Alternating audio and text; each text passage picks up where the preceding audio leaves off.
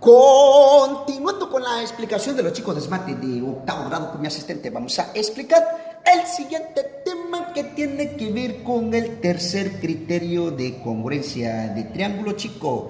Y para poder explicar este tema, ¿verdad, mi asistente? Hay que tener presente de que dos triángulos que tienen dos de sus lados iguales, ojo lo que estoy diciendo, dos de sus lados iguales, así como el ángulo comprendido entre ellos también igual, son congruentes. A este criterio se le conoce como ¿qué? Como el criterio LAL, o sea, dos lados iguales y el ángulo comprendido entre ellos también igual.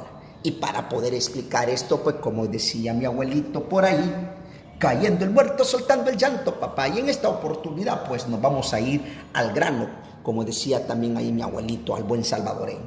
Ahora, dice, el problema identifica los pares de triángulos congruentes. Ya dije, el tercer criterio tiene que ver con ¿qué? Que deben de tener dos lados iguales y un ángulo igual. Si ustedes observan en el literal A, tenemos 3 y 4 de lado y el ángulo de 50.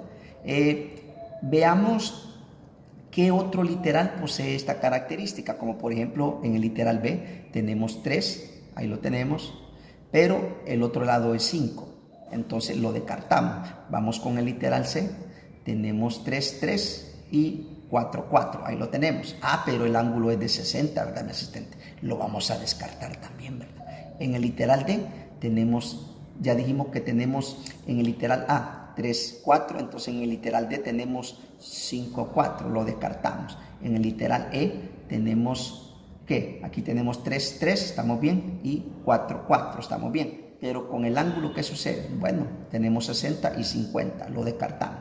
Ahora, y si vamos probando cada uno de ellos, se darán cuenta con el literal G, el literal A, veamos, tiene 3, 3, 4, 4. Ahí tenemos los dos lados, ¿qué? Iguales, y vamos a ver con el ángulo, 50 grados, 50 grados. ¿Qué significa eso? Bueno, pues eso significa de que en el literal A y en el literal G, el literal G y el literal A, se cumple lo que es el tercer criterio de congruencia, que tiene que ver con ¿qué? Con el criterio LAL. Dos lados iguales, así como el ángulo comprendido entre ellos también igual. Por lo tanto, vamos a poner como respuesta, son congruentes los siguientes ¿qué? Los siguientes triángulos. Y ya dijimos que el literal A, ¿con quién? Con el literal G. Ahí lo tenemos. Ahora, y si nosotros seguimos observando, se darán cuenta de que el literal B, ¿con quién? Con el literal H. Veamos por qué, pues. Bueno, en el caso del literal B ya dijimos que mide 3 y 5 de lado. Veamos en el literal H tenemos 5, 3. Estamos bien, ¿verdad?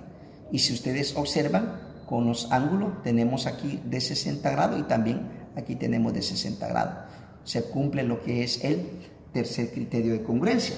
Dos lados iguales y el ángulo comprendido entre ellos igual. Por esa razón lo pusimos aquí, ¿verdad, mi asistente? ¿Y habrá otro, sí o no? Sí, claro, por supuesto. ¿Cuál, mi asistente? El literal C. ¿Con quién? Con el literal E. Veamos, pues, tenemos en el literal C, tenemos del lado 4, 3, mientras que en el E tenemos del lado 3, 4. Muy bien, este con este y este con este, son iguales. Y si ustedes observan en el ángulo, también sería igual el de 60 grados y 60 grados. Los dos son iguales. O sea que se cumple lo que es el tercer criterio de congruencia de triángulo, que tiene que ver con el criterio LAL, ¿verdad? Dos triángulos que tienen dos de sus lados iguales, así como el ángulo comprendido entre ellos también igual, podemos decir nosotros que son congruentes. Por esa razón, literal C, que es el triángulo GHI, es congruente ¿Con quién? Con el del literal E, que sería el triángulo MNO. Y así es como vamos a explicar esta temática. Bueno, pues si te gustó el video, dale like y compártelo. Y si todavía no estás suscrito a mi canal de YouTube, te invito a que te suscribas. Dios te bendiga y buena suerte con tus ejercicios. Chao.